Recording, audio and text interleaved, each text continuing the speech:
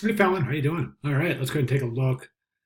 Got your work up right here. All right, aliens, do you believe? Yes, I do. Let's go ahead and take a look. I'm just going to try to bring this down a little bit so we can get it the full um, work in the frame. And there we go. Okay, sorry about that. I should have had that done before. There we go. It looks a little better. Okay. Looking really great here. I think that the adjustments that you made are done very well. I do have a couple of comments that I would request. So you've got this nice shading on the planets, right? We can see that the inside of those little kind of craters on this planet, they have this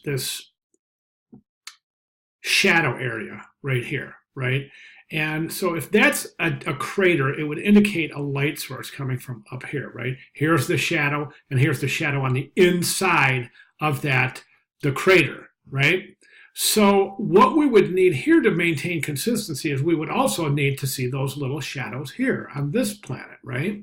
Doesn't that make sense? I think it would definitely help the consistency of the piece. I think it would also help improve visual harmony in that we will have more elements that are the same, more like elements, as it were. So I definitely think that's going to improve things. Now, another comment I have about this area up here is I think we can really reinforce the depth in this particular area by taking this planet and just slipping it right behind aliens. So we'll have, this is called law of diminishing size. It's also called overlap. So basically, it's creating the illusion of depth by making things smaller. If two things are otherwise equal, the one that's smaller appears to be further away. And overlap indicates that if something overlaps something else, the one that is behind appears to be further away.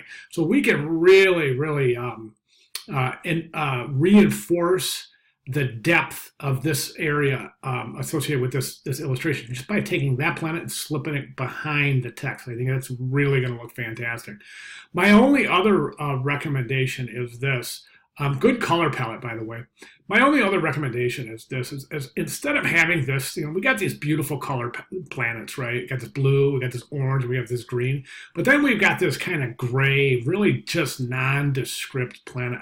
I love the big, giant kind of volcano craters, but I just don't think that this planet, maybe a different color, maybe something. I mean, nothing that's going to overwhelm the composition, but maybe some different color, maybe the red planet, maybe Mars. I don't know, but think about it. And then also, you've got, I would like to see these little craters here a little further developed too in terms of shading these craters on the foreground planet.